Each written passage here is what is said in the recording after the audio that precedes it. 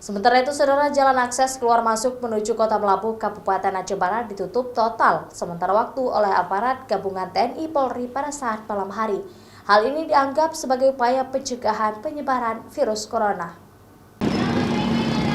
Penutupan akses jalan menuju pusat Kota Melabuh dilakukan oleh tim gabungan TNI, Polri, serta Dinas Perhubungan dan Satpol PP.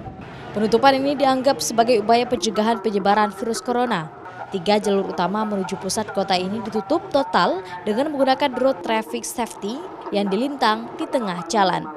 Sejumlah kendaraan yang masih berada di dalam kota diminta untuk keluar dari areal Kota Melabuh. Penutupan ini hanya dilakukan di malam hari. Penutupan badan jalan seiring dengan pembelakuan jam malam yang dimulai sekitar pukul 20.30 hingga pukul 5.30 waktu Indonesia Barat.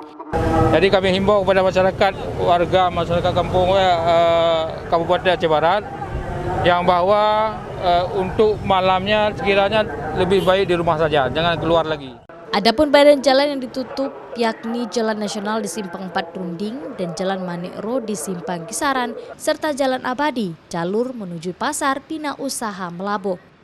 Selain penutupan ruas jalan, tim gabungan ini juga melakukan razia warung kopi untuk segera menutup dan meminta para pengunjung untuk tetap di rumah. Raja Umar, Arif Fahmi, Kompas TV, Melabuh.